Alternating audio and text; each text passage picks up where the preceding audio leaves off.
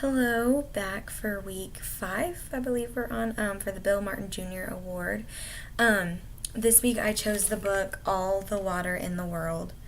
And honestly, I'm not gonna lie, I chose it because um, it just looked appealing. And so, um, being an adult, choosing books that way is funny because then it really reinforces the fact that kids will be choosing books that way too. Um, so this book was pretty simple and sweet, but it pretty much just explains the life of water and how it just keeps, being used in our everyday lives and how important it is to all living things. It talks about how it comes through the clouds and through the mountains and eventually down, rivers and oceans and through our hoses and into our cups, and it just talks about how important it is to all living things, like I said, and how basically how bad it would be if our world got to a place where it wasn't available. So, my reflective response on this story, I think it would be a great read for the classroom for kids because not only is it visually appealing, but I think that it would keep the kids engaged just because the illustrations are fun and it just shows all the different living things that need the water and going through pipes and how it comes to our house and everything like that. And so it's a point of view of a mom telling her child about how important it is to keep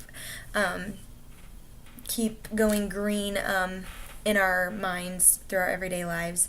And so I just think this book could be a great lesson to kids to want to start going green and conserving water and just recycling, reduce, reuse, recycle. And so I think this will be just a fun book to kind of introduce those things to them if they already haven't been introduced to them. And so an activity that I would like to do, or a strategy, would just be to separate the classroom into groups and then have those groups look up ways to go green. And then I would want them to choose one or two things that they think they could practice at home and try to make it a habit of doing those things at home, whether it's recycling or just taking, a less time consuming shower or just stuff like that, not leaving the water running when they're brushing their teeth. And then I would like to find at least one thing that we could implement in a classroom as a teacher and the students. Something that could be fun, or to at least, make a big chart of ways to conserve things or just recycle things, or make it just a big point to recycle in the classroom, whether it be paper or bottles or anything like that. And then just kind of go over it for a couple weeks about how their progress has been going and if they've been able to go green in their own ways. And just see how we're doing as a classroom too. So I think this was a fun book and it would be a great way to introduce conservation to kids.